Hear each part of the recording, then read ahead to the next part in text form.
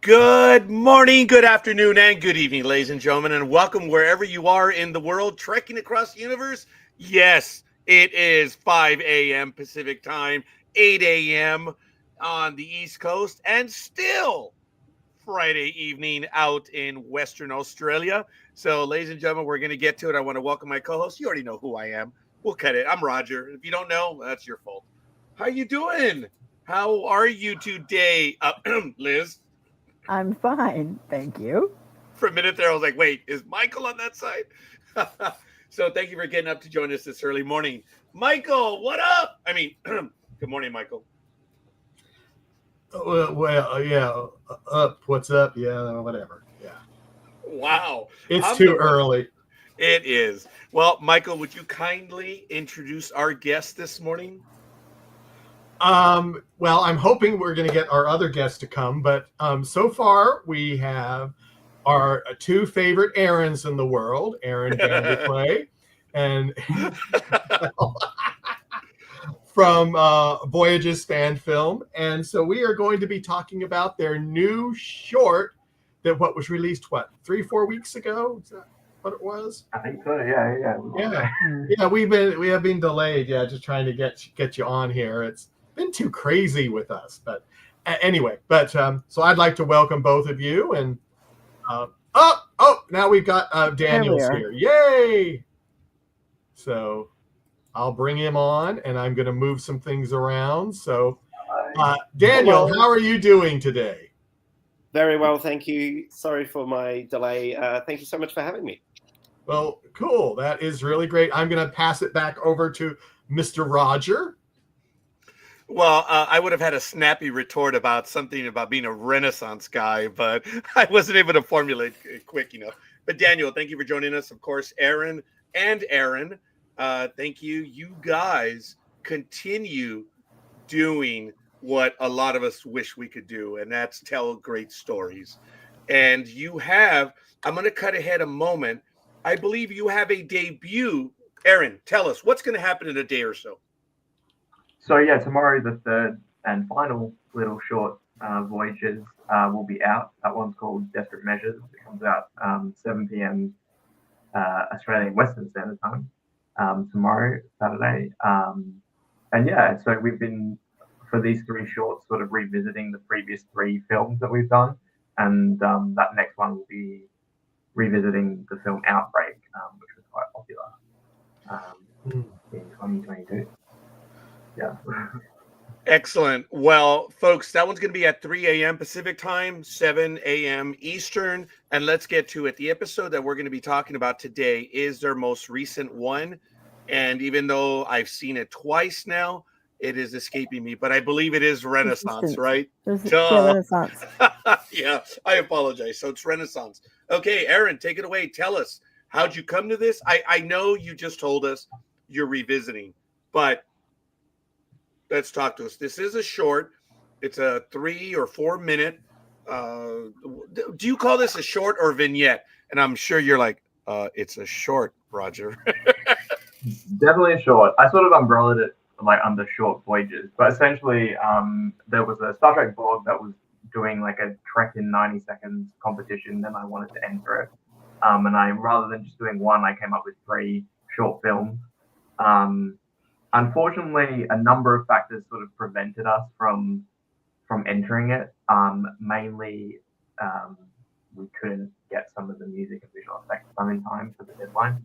But also, and in the case of this one, Renaissance, it was a bit too long and it couldn't be trimmed down. So yeah. But basically, the idea for the story came from that. But I guess the history of the story is that if you have seen or recall our previous longer film, which was Resistance, the opening part of that, which was set in a cave where the two characters find this Borg device and the captain gets assimilated, that opening was going to be this film, essentially. So the captain enters Leonardo's workshop and she finds this device, and Leonardo's sort of using it as inspiration to make a 15th century machine gun, basically. And she sort of convinces him to re-evaluate his trajectory and just as she's going to recover that piece, she's assimilated and or attacked, and that Borg component and herself is transported back to the ship, and basically the story of Resistance would follow pretty much the same. But unfortunately, because of COVID and the fact in WA we were opening our borders for the first time, and there was going to be an influx of COVID cases, we decided to keep the cast short, and we decided to scrap that opening part. And I think we started designing the sets for it, and we started buying props and stuff for it. But yeah, we decided to change it and turn it into a cave set instead. So yeah, that's where that came from. I was going to save some of my questions for a little bit later, but since you mentioned it, Aaron, again, kudos to you and your team. When you're watching the episode, and I don't want to give up, I don't want to reveal everything that happens, but kudos to you and your team. And when Da Vinci, the character, describes that item, he used a term that only he would know in his time. And I thought that was well done. You didn't give it a modern description for it. And I did appreciate that. And maybe it's not a question, but good stuff to all of you that you guys covered the bases. Da Vinci would not have described it as, well, what we would know it as. And that was a nice touch. I appreciate that. So again, I apologize if that's not a question, but good job on that. And but I don't. Oh, go ahead, Aaron. Answer. I want to bring them in as well. Yeah. So another thing about the Resistance story was that we wanted to do like First Contact, the film, but as a Voyager episode. And I went back to the original source material of First Contact and learned that it was actually going to be called Renaissance, and it was going to have Leonardo da Vinci in it. It was going to be set in the 15th century. So that kind of was a basis for this story. And when I came up with the idea of Resistance having Leonardo, I was always going to ask Dan to do this role. And we'd worked together on a play which I didn't end up following through with, but I knew that Dan was a great character actor, and he's a working actor, and he's a great improviser. And he was in the Fall of Starbase 1 as the Vulcan ambassador. And so I just always had him in mind for Da Vinci. And even approaching him for this, I just had no doubt that he was going to say like no or anything like that. Like he was going to say yes. So, there was no sort of fear on my part. I don't know why. It's a bit naive, really. But yeah. So yeah, I'm so glad that Dan is very supportive. That's your cue, Daniel. I mean, who could turn that down, Aaron? Who could turn that down, indeed? And it's an absolute pleasure to work with you both. Such passion goes into your work, and yeah, you know your stuff from top to bottom. And I just geek out on set whenever I'm there. As you know, I spend all my time just going, "Oh, look at this! Oh, you did so well! Oh my gosh! Oh, right, yeah, I've got to stand here now." So yeah, absolute pleasure. That is cool. You have fans everywhere, Aaron, which obviously speaks for the work that you've been doing. But I want to hand it off to Michael and Liz as well. You guys know how it works. It's an open conversation. So if you guys are ready to go, come on, jump on. Yeah. Daniel, I was going to ask, but let me get into more details. I was going to ask you, how did you get involved? And then there it was. But anyway, when you approach the role, do you like Dan or Daniel? Which do you prefer? Oh, either one. Daniel's good. Daniel's good.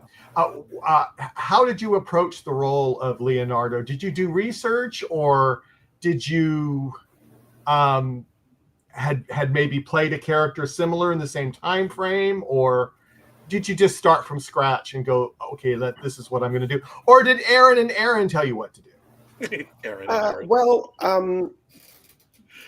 with great pleasure, I can say that Aaron and Aaron were very, very comfortable to let me do whatever I wanted, basically, and I was very pleased with the confidence that they had in me for that.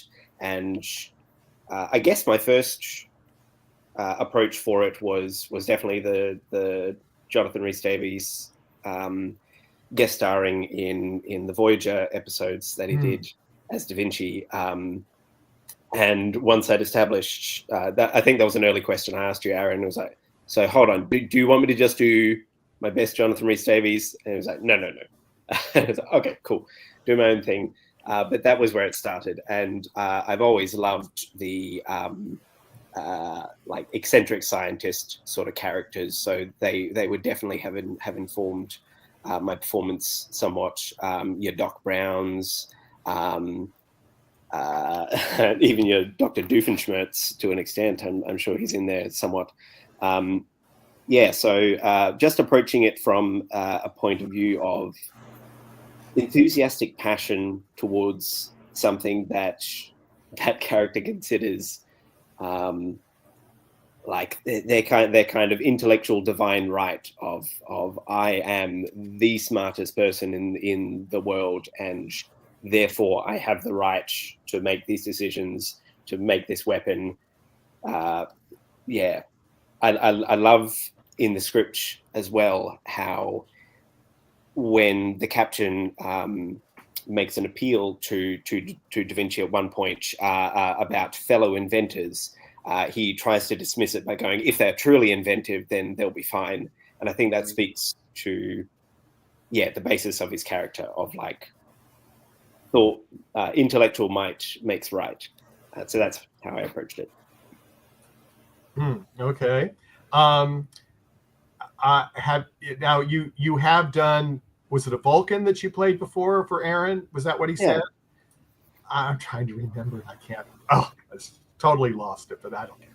I forget the Vulcan's name, but yes, an ambassador and another absolute joy to perform. And that one I will shamelessly say I basically just tried to do a Tim Russ Tuvok a little bit. So that's just what I did. Oh well, hey, that works. I mean, it just goes along. And either one of the Aarons, what was when you finished rapping? Did you know basically what I'm trying to ask?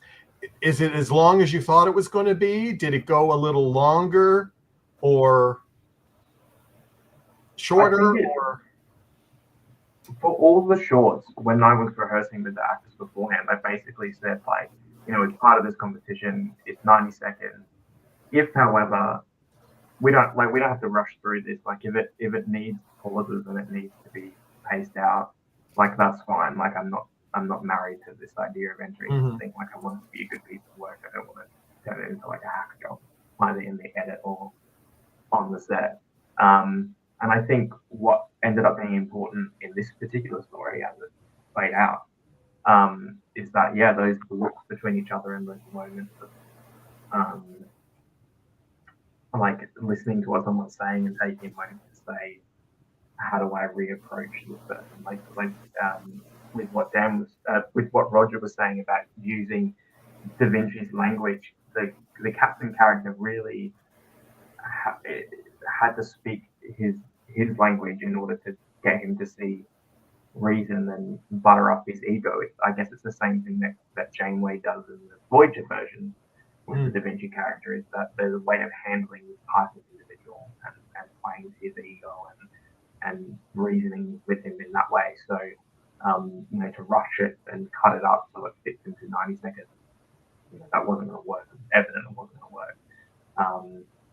So to have those moments, like it was kind of obvious, I think, that it was going to be longer than the time. Yeah, I see. Roger, back to you.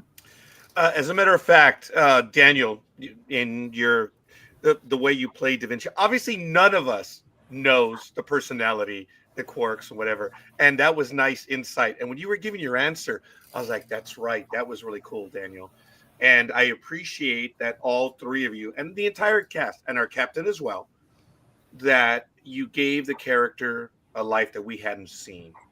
And I mean, Da Vinci, for the goodness sakes, as you guys have said, probably one of the greatest minds in the history of humanity. I mean, he did things that are pretty much being done now. But it was cool, Daniel. I guess I just want to give you kudos on that, on the whole thing of like, well, if they're inventors, dude, they're on their own. You played it well, Daniel. That was really cool. Oh, thank you. Yeah, I guess that wasn't a question, was it? I'm sorry. I'll still take it. Left, right, and center. I will also just say it's such a joyous little moment to have someone who definitively knows more, as in this scene, the captain talking to someone who really thinks they know more, and I thought that the script handled that really well, and that Kate played the captain really well, and that delicately handling the ego despite knowing that they understand a great more of the cosmos than this other person. Yeah, that is cool. Hey, before I go over to Liz, I want to give it a shout out to William Wells. Thank you, from Oklahoma City, Oklahoma. And William, yes, we are familiar. So, I mean, who isn't, right? Liz, join us. One of the things that, I was letting you guys kind of do your thing too. One of the things, though, Daniel, I wanted to say is I really appreciated how well you acted the role of being very lofty in your ideas and your opinions, and that, for lack of a better word, you had your nose in the air because you thought you were better than everybody else. You handled that perfectly, and I really appreciated how you dealt with that. And as far as the double A's, I do have a question for you guys. How long, we know that COVID kind of interrupted you guys a little bit, but if COVID hadn't have interrupted you, how long do you think it would have taken from the creative idea of this through to a finished production? Do you think it would have taken you? Well, that's a good question. In terms of doing the original story, I think we shot the original Resistance. That was in 7 days. Yeah.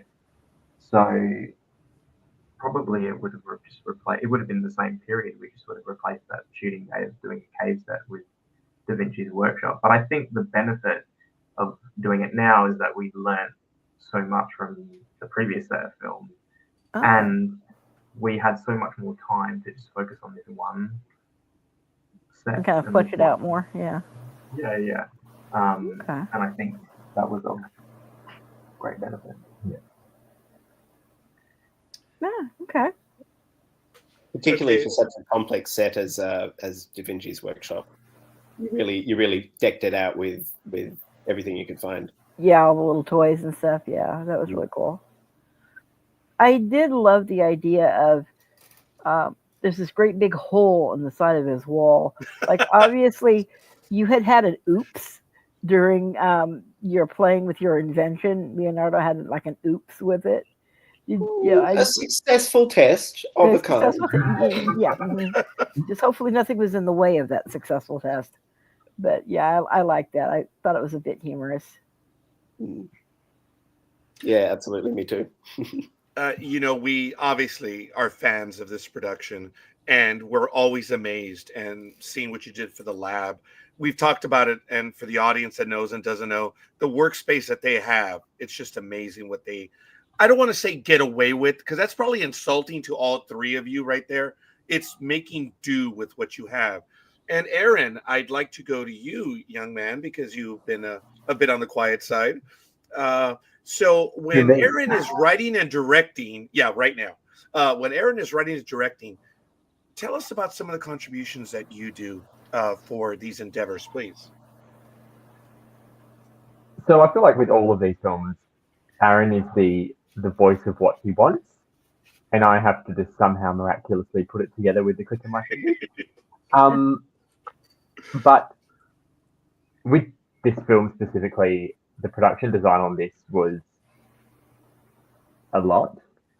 We looked at a lot of Da Vinci's images of Da Vinci's workspace, or from previous films, or whatever it may have been. We did a lot of research around what was in the set and the space, and we discovered that it's a lot of natural materials, a lot of raw woods, sandstones, bricks, rocks. It's all very earthy, but trying to put that into a set and make it look realistic and look like it was made for that time period was quite difficult.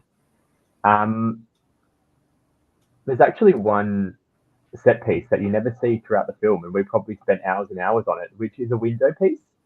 You see the light coming through the window and the glow on the face of Da Vinci and the captain, but you never actually see the window, and that was a lot of work. And that was sort of the cornerstone of the set. That was the center around it. Yeah. Let me interrupt. How large, with the finished set, how large was it? About 3.5 meters by no. One each by 1.5. Yeah. 1, 2, 3 by 2. Probably 3.5 meters by 2.5 meters. I'm not sure what that is. What I thought, yeah. But that's still, I mean, honestly, because I know that you are limited space, but I figured that's about how much you had. So it's probably a similar size to the other sets we do. That's probably at a stretch as big as they can be with the space that we've got. So it's just cheating it with the camera and working out how we can do it to make it look a lot bigger than what it is, and what sort of design choices we can put in, or colors, or where the lights can be, just to make the space seem triple the size as what it was. Yeah. But that set you do a good job with that. I mean, you do. We did. Yeah. It looked great, but it didn't come together until probably 5 minutes before we started filming, because that brickwork, we had to paint every single one of those bricks individually multiple times to try and just get multiple colors on it. We had a red color, we had black, we had cream, just to give it more depth than what it was, because what we ordered compared to what came were two completely different products. Yeah, so I think in the States, like if you go to a local hardware store, I'm pretty sure you can get sort of like prefabricated brick looking things. You can't buy that here for some strange and bizarre reason. So we had to order this sort of 3D wallpaper, which were made up of like foam brickwork. And in the description and on the pictures, it was about this thick. But when we got it, it was like pancake piece of paper. So to try and make it 3D required a lot of effort. And it's, you know, I think we probably had a month turnaround to film because we were doing the other two on either side, so pretty efficient. But yeah, we didn't have time to order anything else or find an alternative. So yeah, we just had to roll with it. And yeah, right to the wire, we were painting it and dressing it. Have you guys ever thought, depending on where you're going to shoot and the camera angle, if the camera can't get in there, have you ever thought about shooting on an iPhone? No. Because I know there's been so much technology now that people are doing film-wise with the iPhones. I've always thought if you couldn't quite get an angle with a camera, that would be like the perfect thing because it's small enough. Well, I suppose the difficulty either way, I think, is the fact that you have to have an operator, or it has to be on a tripod. And because you don't have that space in like a corner or something like that, either way, it wouldn't work. But in saying that, I mean, there are feature films. I think there's a feature film going to be released soon that was all shot on an iPhone. Yeah. In the film series that was like found footage, and now they literally just shot on an iPhone. So yeah, it is possible. But yeah, I mean, like Roger was saying, you're maximizing what you've got and making them the space. I think the good thing, and again, it's something that we've learned over the past how many years, is that sometimes one set with 2 actors and it's a 2-minute story, and you film it in 8 hours, is actually quite relaxing, and everything goes to plan usually, and it's a lot more of an versus 20 people and a large set and 3 costume designers. Yeah. I do want to take a quick moment. I want to give a shout out to Susie Hudson, who's given us a like on Facebook, as well as Elizabeth Olivia Cooper. We do appreciate that.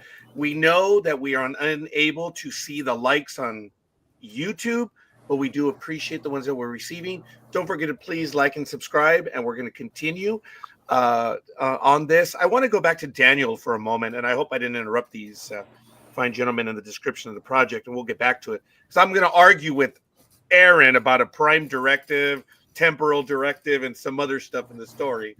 I'm going to save that for the very end. But anyway, Daniel, I appreciated watching the episode. It was really cool, the subtlety that you gave him when our captain enters. I know, our captain, right? when our captain enters, and you catch her, and you're like, "Hola, thief! What are you doing here?" And there's a quick little exchange. She says, "Hey, look, this is from beyond the stars." You're a little nonplussed, a little bit sarcastic, but the minute you go into describing the item, what we imagine is Leonardo shows up right there. Mm-hmm. Dude, you get caught up and he's like, "Oh yeah, dude, this is an awesome." I'm obviously exaggerating it. Did it come to you naturally, or was this a direction, or did both of you come to this as to how you were going to play that part of it? Because it really is cool, Daniel. The minute you switch to shop owner, or from shop owner to Da Vinci, it was really cool when you made that transition. Oh, thanks so much. Yeah, definitely Aaron guided me that way. But I mean, I just tried to access it of getting into one of my passions and how I would describe it. And quite frankly, if I had seen that device go off like that, I would probably describe it with similar passion and enthusiasm. So it wasn't too much of a reach, to be honest. Yeah, but Aaron definitely guided me along the lines of ensuring I had the towering ego perspective and pride, and that was a great help as well. That is cool, and I appreciate that. I'm sure we're gonna get back to you, Daniel, right now. But Aaron, dude, come on, man. Dude, there's a prime directive violation here, and probably a temporal, and there's another violation that I am not at liberty to discuss at this point in time right now. As you know, I am a citizen of the Federation. I cannot discuss that stuff. But dude, come on. Our captain is like, "Well, I've got to take this and other stuff in places." Wasn't there a violation there, Aaron? Did you alter Probably. the timeline? The justification, I mean, the real world answer is that it looked pretty to have her disappear in front of him. Like, story wise, it was like, "Oh, this is great." But I suppose from the other thing I considered was the fact that she wanted to inspire him in another direction, and rather than leaving the last impression of this guy was that it was this weapon that could blow a hole through a wall, people, whatever. She left him with this image of her disappearing into thin air, and we could extrapolate and say that Da Vinci ended up building inventions to do with flying and travel and things like that. So maybe that was the first inspiration of that. But yeah, the idea was that it was going to be a more optimistic ending to the story rather than her just walking out of the room. So yeah. Yeah, Aaron, and I kid about being argumentative. It fits in the story, and I did appreciate that. Look, I'm not going to say that I know all the rules of temporal distortions and stuff, but if you're going to hint to someone, would it not be the greatest mind? And yes, Daniel, I'm referencing you right now. I guess you could get away with it, right? Because that was the in joke, which does not show up in Star Trek 4. If you read the book and the Doctor was the inventor of the transparent aluminum, and the conversation that Scotty and McCoy have is like, McCoy's like, but aren't you altering it? Well, Scotty doesn't tell him. Well, actually, in a few years, this guy actually does invent it, so I'm okay with that. That's not mentioned in the movie. So, knowing what you just said, Aaron, I appreciate that subtlety, and that that you explained that, which is really kind of neat. That is cool. I want to bring in Michael and Liz, see if they have anything else. Otherwise, I will do what Roger does. Let's talk too much. No, I don't think I have anything right now. I think I'm going to think of something in a few minutes when we get into a conversation. Right Liz? now, I'm good. Right now. Yeah, I'm the same way. Okay, fair enough. So sorry, gentlemen, you have to suffer with me now. Yeah. So, Mhm. okay. So you mentioned that this took about a month to do, and you said it was actually. Did you guys do this a while ago, or was it now recently? I understand we're in the United States and you're Australia. Are you guys still under COVID restrictions? No. So the original resistance version of it that we shot in 2022, that was sort of in COVID time. Okay. But no, we shot this stuff May, I think. April, May, something like that. But because we were doing the 3 shorts, I think we sort of gave ourselves about 3 or 4 weekends in between each shoot, maybe less, to put the set together and To reset everything. Yeah. We were quite clever in the first set because we knew that we were going to be able to reuse certain elements for the next set. I think aside from Da Vinci, the window in Da Vinci's workshop, that was probably the only thing that was specific to that set. Yeah. The rest of it could be repurposed or reused for the other one. And the good thing with this set as well is that we covered a lot of the walls up. So we didn't have to strip paint off or repaint anything because we just put the brick wallpaper over the existing flats we had. So it was easier in that sense that we didn't have to rebuild everything, but it was harder because it took more to dress and to finesse than the first film. Excuse me. You guys say it was done in May. Now, of course, up here in the United States, May is when it starts to get warmer. It's winter down there, right? About that time, more or less. So, did it make it any easier? Because I think you've talked about filming during the summer as well. How was it, you guys? And then Daniel, jump in. Were you less forgiving from the last shoot? I don't know, when you shot it, Daniel, as a Vulcan, was it the summer, winter? Did it make a difference, or are you ever the professional? But we'll get Aaron and Aaron. Yes. Well, it doesn't make a difference. I'm ever the sweaty. So regardless of the outside temperature, that's going to happen. I can't quite remember whether it was summer or not, but it definitely gets hot in that area regardless. I mean, you're in an enclosed space with lights, even when they're low heat producing lights, it still happens. And not to mention costume. The costume was great for Da Vinci this time, no problems. But I remember the ambassador's costume being awesome and really cool, and I loved wearing it, and wish I owned it. But very warm. Wow. Yeah, definitely this time round was better. Michael alluded to it, and I'm going to go to Aaron and Aaron right now. And it's, sorry, gentlemen, it's Aaron and Aaron. Michael mentioned some of the, the costume people involved. That's another thing that I didn't comment on. And I have a screenshot right now of the uniform or what Daniel is wearing. Kudos to you guys again. It looks simple to us, but it's not. You want to give us a little bit of detail of all the work that goes into that? I'm trying to remember what the costume was. It was that long ago. Well, he has, I guess, is it a tunic that he wears over? But he also has an open collar shirt with the strings up in front. Obviously, I don't know what that is, but you guys know better than I do. I wear pullovers. I know what they are. I feel like the hardest sort of not hardest, but the key call out of Da Vinci is that he wore a lot of layers. That it wasn't just a shirt he put on. It was always could have been a shirt with then a vest, and then there was a cloak, or it was all these just different layerings which made the costume what it was. But a lot of it, I think it was from eBay that we just then adapted and we modified to suit this character better. I think the pants we purchased. They were found pieces. The shirt was found as well,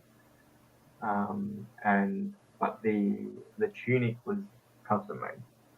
So Oh, that wow. we just couldn't find anything that looked anything like either artist's interpretation of what Da Vinci would wear, or from other films, or things like that. And as well, Daniel's playing young Da Vinci, obviously not the Yeah. older, very grey hair, long hair version in Voyager. So we wanted to have a little bit of use to him too, I guess. He's still hip. He'd wear it clubbing. That was good. I like that. Aisha Kerr, who is from across the pond. So this is multiple questions here. Leonardo says he's a creator, but calls the captain a thief and lets her remove the tech. How did Kate Elder feel about her role? And of course, this is only from 309 in from the intro on YouTube that I watched, but I haven't found any other episodes so far. Aisha, we will share with you what else they've done. And before I'm going to leave that one up. Aisha, I have to tell you that the creativity that these people have is Renaissance is yet another thing of the way Aaron is able to tell stories. He gives you an episode, and if you're not paying attention, you don't realize that the next episode happened before what you've seen, which is really cool. Not all of them, but that's sophisticated storytelling. And I've always appreciated Aaron.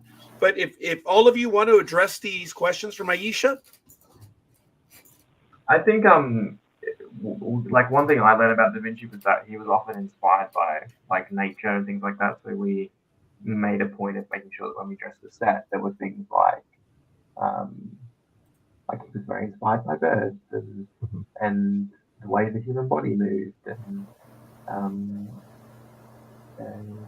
he was into pottery and things like that. So I think him being inspired by a piece of tech, he essentially invented the machine gun that it fired arrows and different things, but he was inspired by what he saw. So that, I guess, was an extension of him being inspired by technology.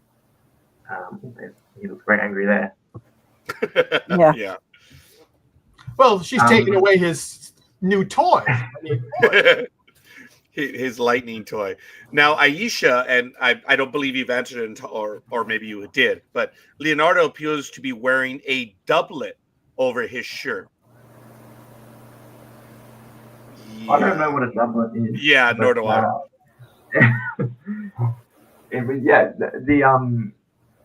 Like I said, we just couldn't find anything that was going to be that overshirt. So in the end, we had to, I think, get an amalgamation of two different patterns to try and get something that would give us the silhouette that we wanted. Again. Yeah, I have to tell you, the colors look good. Daniel, forgive me. I say this with all, dude, you wear it well. Thank you. It's no forgiveness necessary. Yeah, it's the part that you played was absolutely awesome, and I appreciate your interpretation. That image that we see back here, come on, who is that? What is he working on right there?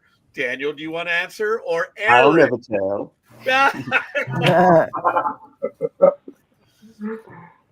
You want to give us a hint there, Aaron? I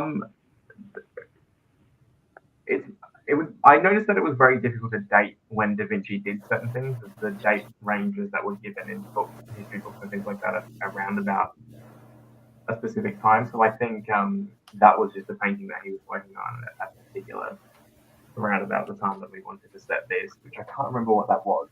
Was it? Oh no, I can't remember either. I was just being told before. I can't remember. But yeah, so and ordinarily we would have liked to have blown it up to probably full size, but that unfortunately didn't happen. So we had a production assistant that was actually a very talented painter, and she actually managed to color match around the painting to make it look slightly bigger than it was, just to give it a bit of sort of he was working on it and he hadn't wrapped it around board. He hadn't wrapped the canvas around the board. So yeah, that was just another bit of set dressing that sell the environment. And the character who's playing. Aisha is saying a doublet derived from the Italian. You see the word there. A Yeah, man's there you snug go. fitting jacket that is shaped and fitted to a man's body. The garment was worn in Spain and spread to the rest of Western Europe from the late Middle Ages up to the 17th century. So I do appreciate that, Aisha. Thank you for letting us know. But It's what I'm coming. I don't know if that would apply back in. This is the 15th century, right? So this would be the 1400s. I would have called that a tunic. A tunic, yeah. Tunic, yeah. It looks great. The production that you guys did on this, what they're wearing, looks great. I also appreciate it, as I believe it was Liz that mentioned it earlier, that when the camera starts its pan early on and we see everything that's in Da Vinci shop, was well done. You add it looks a lot bigger than it is, and we already know what you guys are working with.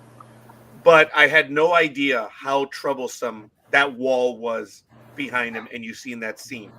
Guys, it looks great. And that's another thing that we just see and the audience accepts. When you look at it on this very low res image, it looks like there are bricks. It looks like it's a brick wall. And I guess, no, it's not, as you explained to us. We can say it is.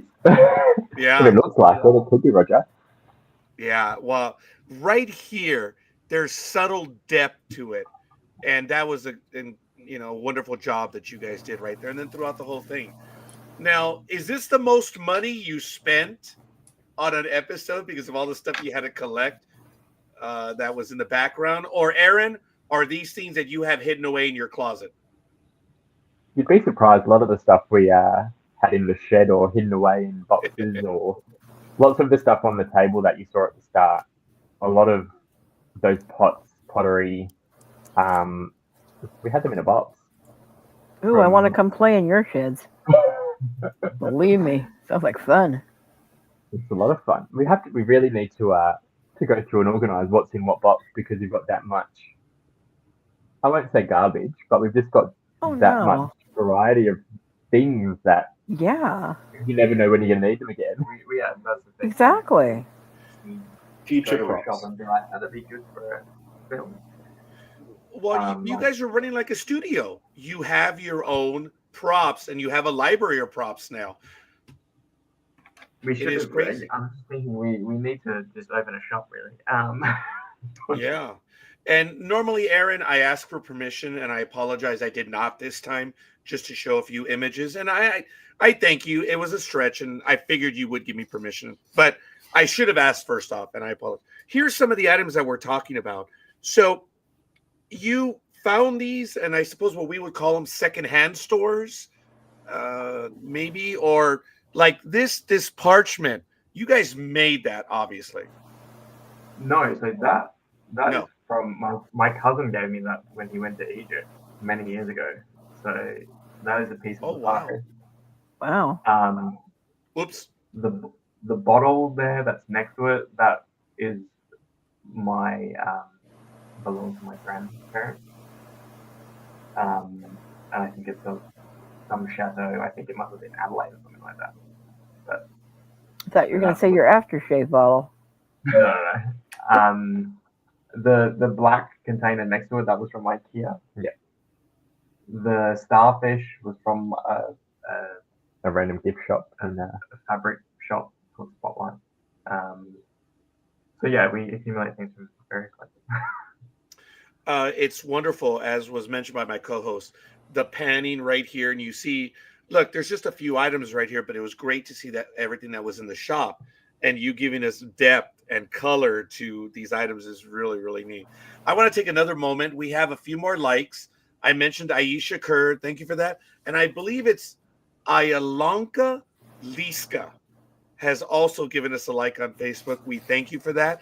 Once again, folks, let us know who you are and where you hail from. Go ahead and comment in the chat room, and we would love. We are not able to get to every comment, but we are doing our best to do so. So if the audience has any questions on it, please let us know. But I want to go back to Daniel. I believe Aaron did comment about this earlier, but how many days were you on set, Daniel? How long did it take you to shoot this this project? How many days? Or are you going to tell us, dude, I'm 2 Frakes takes? Or no, wait, the joke that Jonathan Frakes, he says, 2 takes, that's it. Yeah, no, this was a pretty arduous process. All of one day. Yeah, Okay. huge. So I was very relieved that my commitment could be truncated so much and fit into my schedule so well.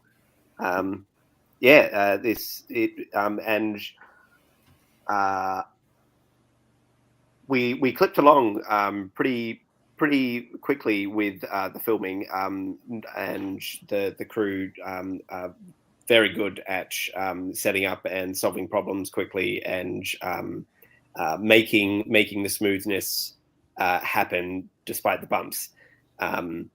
So that always helps.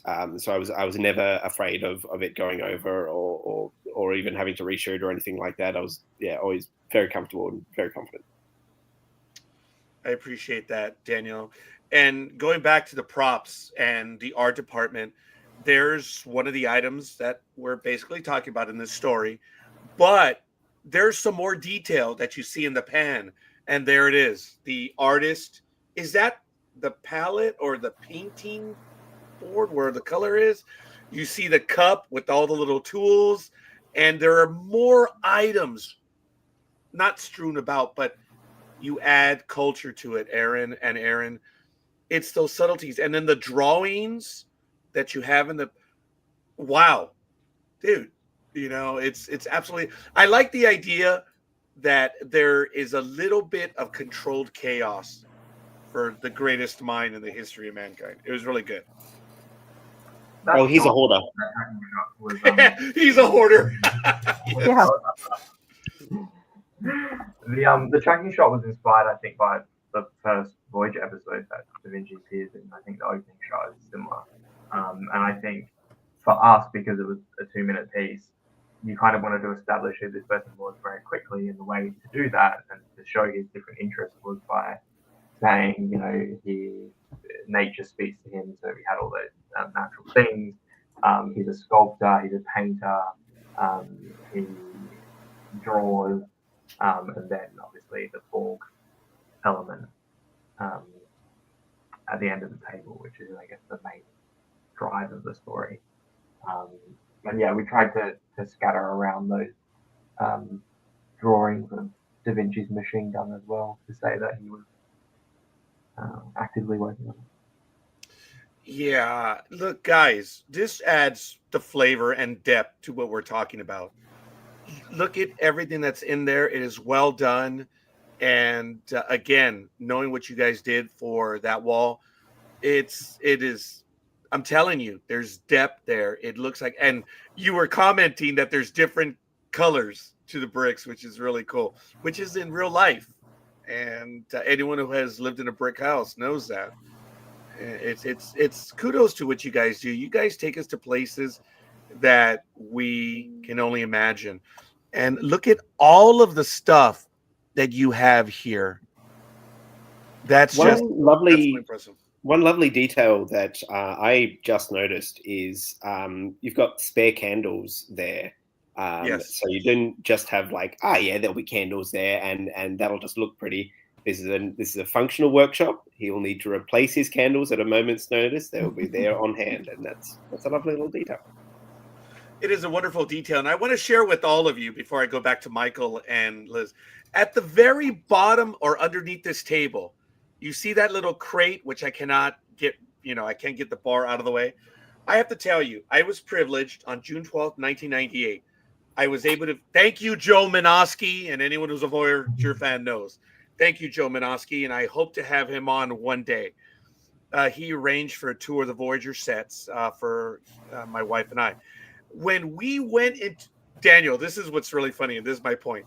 When we went to Tuvok's alcove, you're on the bridge, man. It's absolutely awesome. Tim Russ had a crate like that he would put his foot on. when he's like in the alcove, and it's absolutely humorous to me because you're lost in the 24th century. All of a sudden, you look down, you're like, you have a milk crate here, dude, and it's really cool that there's one here as well. And you mentioned Tim Russ of all people. I thought that was a nice, neat little connection. So, but I don't think the milk came in that crate, right? No, that was from another film that we were like, we just need a bit of dressing underneath. That's the thing. Like, there's so much of this set that probably you never see. For example, the window that you can Oh, right. see on the top corner there. Yeah. Yeah. There's so many things that you're dressing a set in case something's going to be seen in the background, or we're going to see the crate on the floor or something like that. So that's kind of what you're working towards, and 95% of the time you never see certain things. So yeah. Well, But even the the window spark you plug on did. that back wall. Even the window Sorry, you did, you dressed perfectly for what it was, though. You did the perfect design for it. So I thought That that was really cool.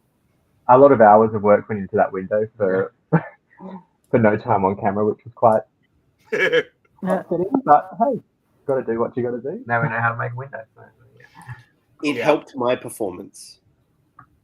It made you look good, Dan. The window made you look good? That was the moon coming through the window. Okay. The reflection. Yeah, it made him look good, and it helped his performance. Daniel, I don't know if anyone in the history of movie production has ever said the window that you cannot see helped my performance. That's what I base a lot of my characters on, because I see the window as the eyes to the soul. Ooh, deep. Okay, well done. I'm glad I did not laugh any further, because I would have looked even more of a fool than I do now. But that was great, Daniel. And I'm not belittling. I get that, and I appreciate that. When you have, and forgive me for being a jerk in this way, but is there anything that you would have wanted to have had Da Vinci be able to do that maybe wasn't in the script, or something that you want to add in, or there is a cut scene, but Aaron said, dude, no. Was there anything like that? I mean, we did compose a short rap that we filmed a little bit of, and then decided that it didn't fit the vibe. Oh, come on, man! Look, the remarkable use of space for the set in the studio that they have. Yeah, I think every time I was practicing it at home and imagining in my mind, I just saw him pacing all over the place and going from thing to thing and doing and having lots of frenetic movement. So yeah, I guess I would have been like, I would have, if anything, like to have just had more room to pace and play and pick things up and be annoying to continuity. That's cool. That's good to know. All right, I appreciate that. I like that insight. But still, for being the short that it is real well done. The production, and when you see our captain being transported out, that's not a special effect, right, Aaron? That's a visual effect, right? Yeah. No, he really has a transporter, Roger. You know that. Oh, yeah. Okay, awesome. Well, then we hope you would be in studio one of these days real soon.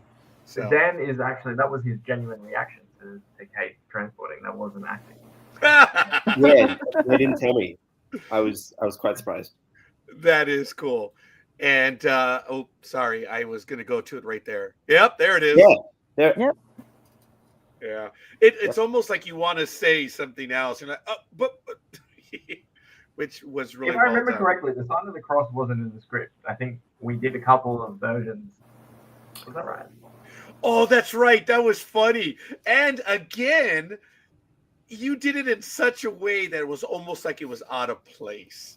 It was back in the 1400s, 1500s. That was really cool.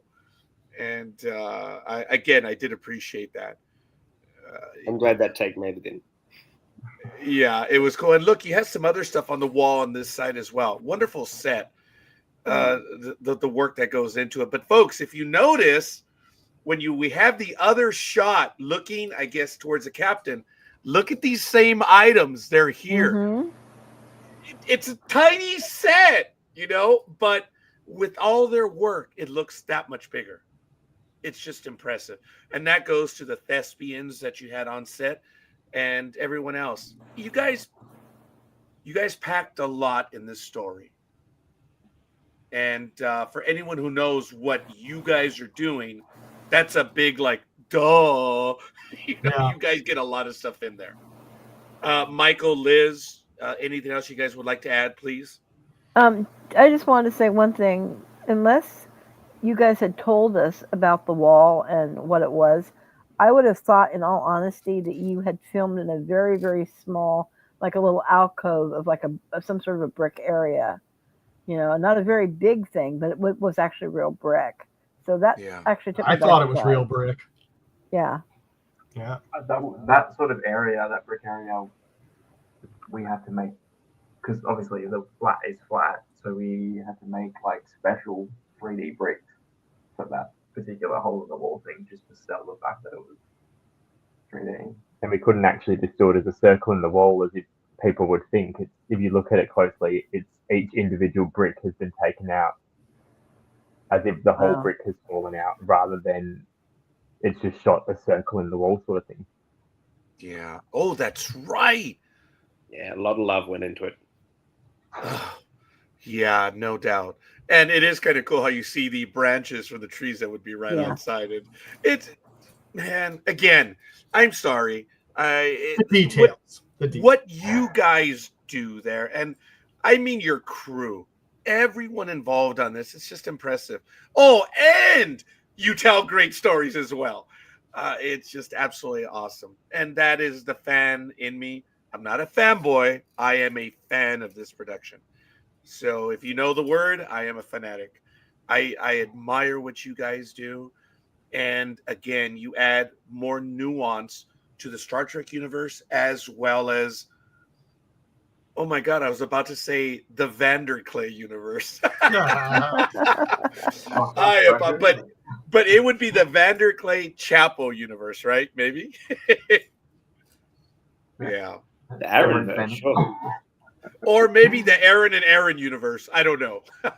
Or Aaron squared. Oh, very Yeah, good. Aaron squared. Yes. Now that is absolutely awesome. Look, Liz, I know you jumped in. Did you have any other items you wanted to ask on? No, I think I've asked what I needed to ask, and I think Michael actually stole one of mine, as he always does. Good. I think we're good. Michael? Well, I was going to talk about the bricks again because I really thought that some of your garage had brick, and I really did. Really. And I go, oh, I didn't realize he had a brick wall in his garage.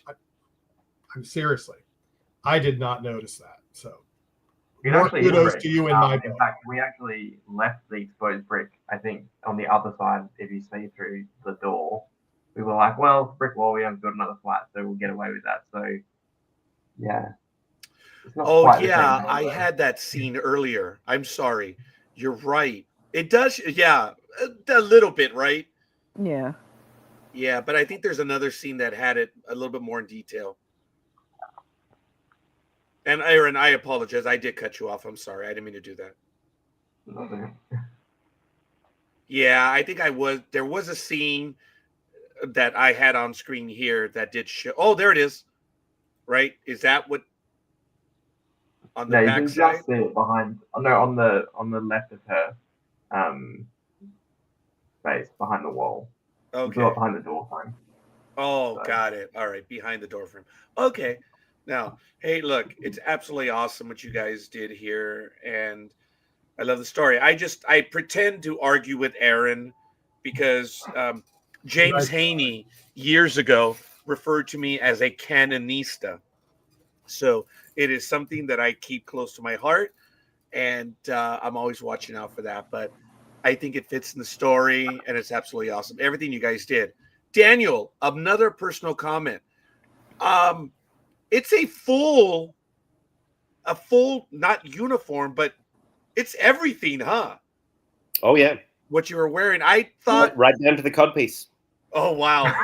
Yeah. I was That actually didn't make it on amazed camera about that. either, but it was there. Yeah, because I think it's very well done. All right. Yeah, there. You can actually see that there's more to it. The detail. You see the belt as well. And I kind of thought, you probably only had the top up, right? But no, it was a full, not a uniform, right? Costume, I guess. Yeah, absolutely. Which always helps. Using like a fun costume really helps you get into character and get that immersion in there. Of course. It was just really fun. I mean, I love that sort of period outfit. So that was another draw card to it, quite frankly. I mean, love being part of anything sci-fi, but the chance to be in a period outfit in sci-fi is kind of like meshing. Two genres It's together. a great part Yeah. of my Venn diagram. Let's just say. Yeah. And the best part was we didn't have to get a week. So that was Yeah. production design. What? Last outing of my long hair. Oh, well, it looks absolutely awesome. And again, everything you guys did.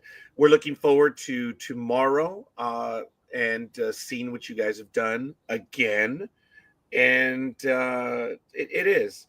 I'm not going to embarrass you any more than I have in the past, Aaron, but we are privileged to be able to share some time with you, Aaron and Daniel, on what you're doing here. And it's telling a story that is part of the Star Trek universe, but it's also part of who we are, because you're talking about one of the greatest creators in the history of mankind.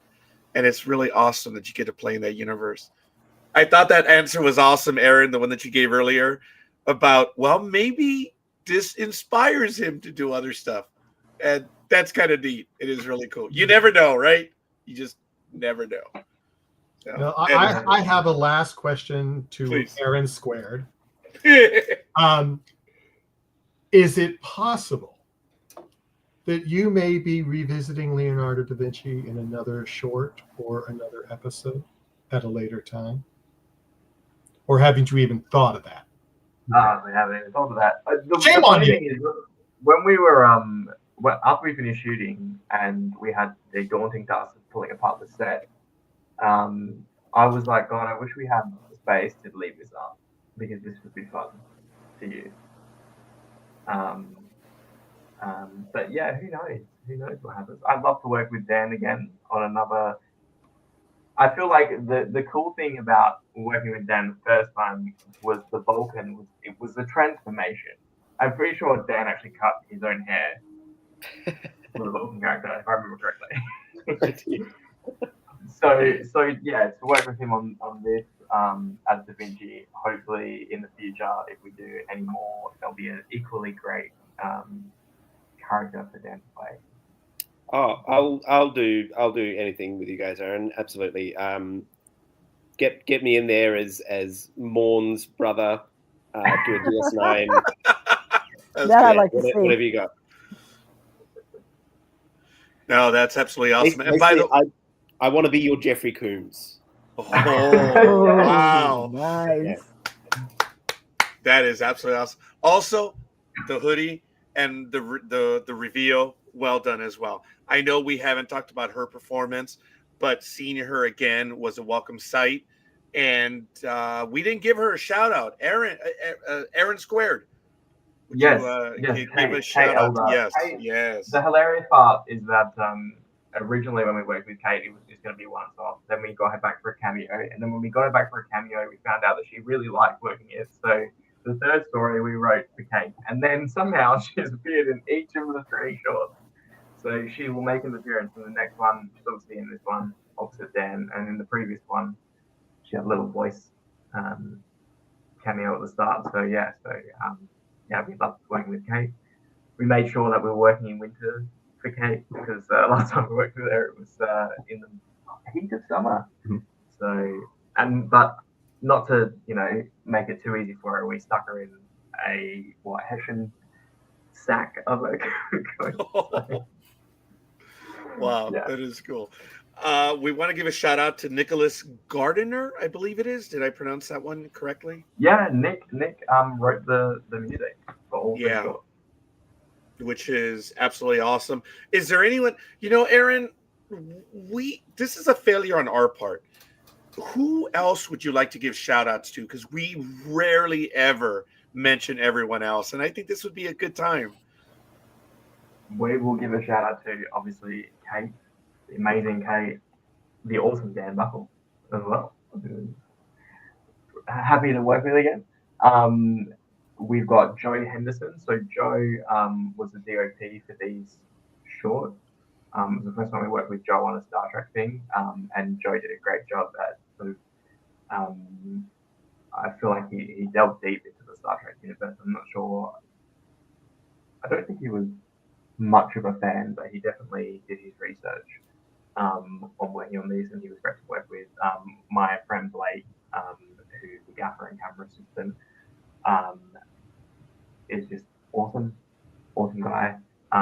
Diego, we worked with for the first time in Star Trek stuff for all these three shorts doing sound, and again, great person to work with. My dad worked on the electronics for the Borg arm and also the tricorder. Sam Cockings did the visual effect shot, the transporter visual effect shot. Cara Allen, who's our great friend that came on board to work on all three shorts, helped do production design stuff on set, and my mum who put together the costume. Oh, that is so cool. That is neat. I'm glad that we hacked them on screen as well for a moment, their names and everyone else. Hopefully we didn't miss, but this is something that we should do more often because it is a fan film and it's great to know. Thank you, Aaron, for sharing the connections that they are to this production. You guys do a phenomenal job. We're fans, man, and we cannot wait to see where else you take us, and we're terribly excited. Daniel, thank you, because I believe this is the first time you've joined us. Mm-hmm. Yeah. Thank you so much for having me. Pleasure. Thank you, Daniel. Is there anything that you would like to share, Daniel, on what you're working on, or maybe, anything, or you tell me anything that you would like us to get word out on? Plug away. Yes, either way, yes. Probably nothing that audiences not in Australia could have access to at the moment. But I'm hoping to do lots more. I do a lot of improvised comedy and improvised performance as well, and I'm hoping to do a lot more improvised sci-fi type shows in the coming months and years. So hopefully we'll get over there one day to see you in person. That would be absolutely awesome. All kidding aside, that would be great. But if at any time you want to join us, you're more than welcome. And obviously, Aaron Squared, did you have anything else you wanted, announcements and or final thoughts? No, just that the third and final short is coming out tomorrow, 7 p.m. Australian Western Standard Time, and it's called Desperate Measures. And yeah, I hope you enjoy that as well. And hopefully, we'll come back and have a chat with the cast of that one. Excellent. I look forward to it. And Aaron, this Saturday, that's it, man. That's our last one for a little while on Lower Decks. The end of Lower Decks, yeah. Yeah, so we'll be able to talk about that one as well. So, folks, wow, go check it out. But you need, and if Aisha is still with us right now, thou'st have no cluest on what you're missing when it comes to what they're doing here. How many episodes do you have now, Aaron? Or well, I should say shorts, episodes, everything together. 5 and 3, 7, 8. No, 3, 11. Wow. 11 Okay. Star Trek anyway. This is just the Star Trek ones, Yeah. By the way, Jennifer Hill Lamont, thank you for the like on Facebook as well. So that's absolutely awesome. Thank you for that. Aaron and Daniel, absolutely phenomenal. It's great to be able to get in with you guys and share about this production. And again, look, we thank you because we know it's a lot of hard work, smart work. I don't like to just say hard work. It is smart work. It is in some ways revolutionary. What, especially with just knowing what you guys have to work with. Wow. I always say we should write a book. Yeah. Yeah. So it's cool. All right. I guess we're gonna leave it at that. Michael, anything else as we finish up? No, not really. No, we just got all of our review shows that are coming up. Yep.